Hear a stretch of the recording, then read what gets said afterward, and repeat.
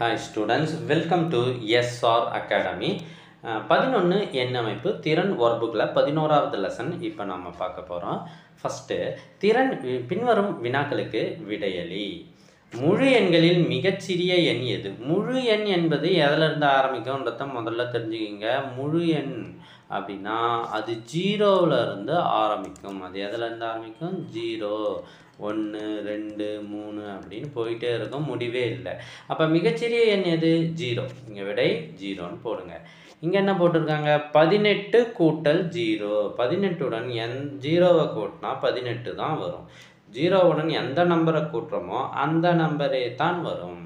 So 3வது point இதுவும் முக்கியம். 0 பெருக்கல் 26. எந்த நம்பரையும் நாம் 0வால் பெருக்கினா நமக்கு 0 தான் வரும். பாருங்கள், பெருக்கனா 0, கூட்டனா அதே நம்பர். பெருக்கனா 0, கூட்டனா அதே நம்பர். இதை ஞாபகம் வச்சுக்கோங்க. அடுத்து செகண்டில் இந்த கொஸ்டின் பாருங்கள். டேஷை தவிர அனைத்து இயல் எண்களுக்கும் முன்னி உண்டு. விடை 1. சார் 1க்கு முன்னி 0வாச்சே அப்படின்னு நீங்கள் சொல்லலாம். ஆனால் யோசிச்சு பாருங்கள், இங்கே இயல் எண்கள்னு எல்லாம் கொடுத்துட்டாங்க. அப்போ இயல் எண்களில் 1க்கு முன்னி கிடையாது. ஓகேவா? சரி, அடுத்தது 0வுக்கு இடதுபுறம் உள்ள எண்கள் குறைமுழுக்கள். இப்போ முழுக்கள் அப்படின்னா என்னன்னு தெரிஞ்சுக்கணும். இயல் எண்கள் 1ல் ஆரம்பிக்கும், அப்புறம் முழு எண்கள் 0வில் ஆரம்பிக்கும்.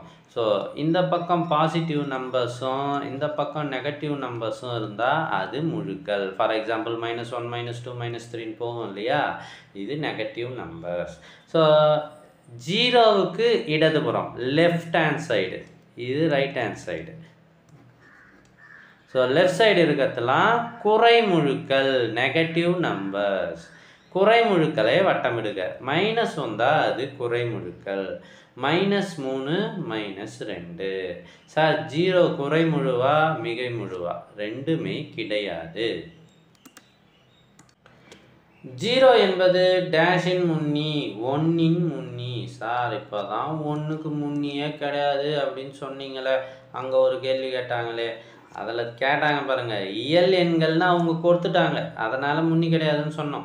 இங்கே இயல் எண்கள்னும் கொடுக்கல, முன்னினும் கொடுக்கல. அப்போ 0 என்பது 1ன் முன்னி. ஓகேவா? இரு எண்களின் பெருக்கல் பலன் ஒரு முழு எண்ணாக இருக்கும். 2 முழு எண்களை எடுத்துக்கோங்க. 5 எடுத்துக்கோமா, 8 எடுத்துக்கோமா. பெருக்கனா திரும்பி 40 வருது. இதுவும் ஒரு முழு எண் தானே. ஸோ முழு எண்களை நம்ம பெருக்கினா நமக்கு திரும்பி முழு எண் தான் கிடைக்கும்.